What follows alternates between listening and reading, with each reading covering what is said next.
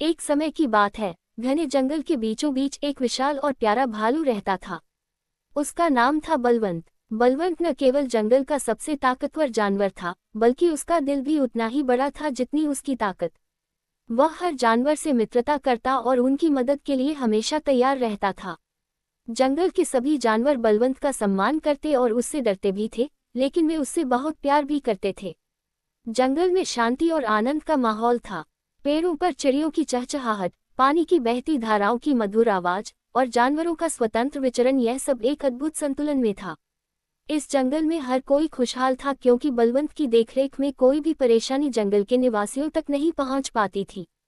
लेकिन हर कहानी में एक मोड़ आता है, और इस कहानी में वह मोड़ तब आया जब जंगल के पास बसे एक गांव के लोग जंगल को काटकर वहां खेती करने की योजना बनाने लगे। उन्हें लगा कि जंगल का हिस्सा काटने से उनकी खेती में वृद्धि होगी और उन्हें अधिक अनाज मिलेगा। हालांकि यह निर्णय जंगल के जानवरों के जीवन के लिए एक बड़ा खतरा था। गांव वालों को यह एहसास नहीं था कि जंगल न केवल उनके लिए बल्कि जंगल में रहने वाले जानवरों के लिए भी आवश्यक है। जब गांव वालों ने जंगल के पेड़ काटने शुरू किए, तो जंगल में अफरा तफरी मच गई। पक्षियों के घोंसले टूट गए, छोटे जानवर अपनी जगह से भटक गए और वातावरण उदास हो गया। जानवरों में डर फैलने लगा।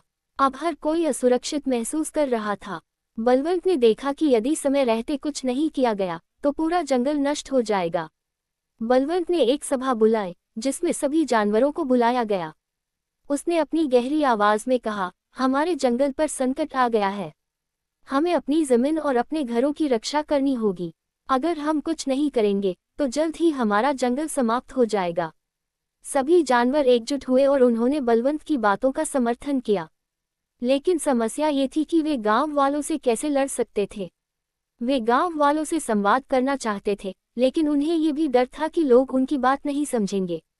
तब बलवंत ने कहा, हम कोई हिंसा नहीं करेंगे। हम अपने बुद्धि का उपयोग करेंगे। हमें अपने जंगल की रक्षा के लिए योजना बनानी होगी। सभी जानवर बलवंत के नेतृत्व में एक योजना बनाने लगे। उन्होंने तय किया कि वे गांव वालों के साथ संवाद करने का प्रयास करेंगे। बलवंत ने अपने पुराने मित्र उल्लू, जिसे जंगल का सबसे बुद्धिमान जानवर माना जाता था, से सलाह मांगी। उल्लू ने सुझाव दिया कि वे गांव के सबसे समझदार व्यक्ति से बात करें, जो जंगल और उसकी महत्ता को समझ सके। गांव में एक वृद्ध व्यक्ति था, जिसका नाम था रामदीन। रामदीन को जंगल से गहरा लगाव था। वह अक्सर जंगल में घूमा करता और जानवरों की गतिविधियों को देखकर आनंदित होता। उसने अपने जीवन में कई बार जंगल के महत्व को महसूस किया था। बलवंत और अन्य जानवरों ने निर्णय लिया कि वे रामदीन से मिलेंगे और अपनी समस्या उसे बताएंगे। अगली रात, जब चांदनी फैली हुई थी, बलवंत और कुछ अन्य जानवर रामदीन के घर के पास पहुंचे। रामदीन ने उन्हें देखा और हैरान हो गया। बलवंत ने विनम्रता से कहा, हे रामदीन जी, हम आपके पास मदद के लिए आए हैं। हमारा जंगल संकट में है। गांव वाले हमारे घरों को नष्ट कर रहे हैं। अगर ऐसा ही चलता रहा, तो हमारा अस्तित्व खतरे में पड़ जाएगा। कृपया हमारी मदद करें। रामदीन ने भालू और अन्य जानवरों की बात ध्यान से सुनी। उसे भी ये बात समझ में आई कि यदि जंगल नष्ट हो गया, तो केवल जानवरों का नहीं, बल्कि गांव के लोगों का भी नुकसान होगा। उसने सोचा, जंगल में कितने पेड़ हैं, जो हमारी जीवन रेखा है। वे हवा को शुद्ध करते हैं, पानी को बचाते हैं और जमीन को उपजाऊ बनाए रखते हैं। अगर यह जंगल नष्ट हो गया, तो हमारी फसलें भी नहीं बचेंगी। रामदीन ने गांव के मुखिया से बात करने का वादा किया। अगले दिन उसने गांव के पंचायत में यह मुद्दा उठाया। उसने गांव वालों को समझाया कि जंगल को नष्ट करने से न केवल जानवरों का घर उजड़ जाएगा, बल्कि उनकी खेती और जीवन भी प्रभावित होगा। शुरू में कुछ लोगों ने विरोध किया, लेकिन धीरे धीरे रामदीन की बातों का असर हुआ।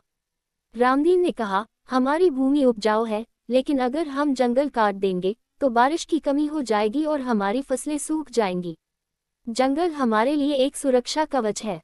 हमें इसे बचाना चाहिए। कुछ दिनों के विचार विमर्श के बाद गांव वालों ने निर्णय लिया कि वे जंगल को नहीं काटेंगे। उन्होंने ये भी तय किया कि वे जंगल के साथ एक नया समझौता करेंगे, जहां गांव के लोग और जानवर एक साथ रह सके।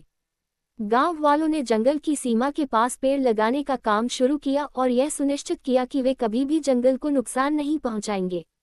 इस प्रकार बलवंत और उसके साथियों ने अपने जंगल को बचा लिया।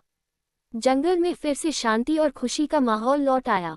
जानवरों ने गांव वालों की मदद के लिए धन्यवाद दिया, और गांव वालों ने भी जंगल के प्रति अपनी जिम्मेदारी को समझा। बलवंत का नाम जंगल के इतिहास में हमेशा के लिए अमर हो गया, क्योंकि उसने बिना किसी हिंसा के अपने घर को बचाया था। समय के साथ जंगल और गांव के बीच एक अनूठा संबंध विकसित हो गया। गांव वाले अब जंगल की देखरेख भी करते थे और जानवरों की सुरक्षा का ध्यान रखते थे। ये संबंध एक उदाहरण बन गया कि कैसे इंसान और प्रकृति साथ मिलकर शांति और सद्भाव में रह सकते हैं।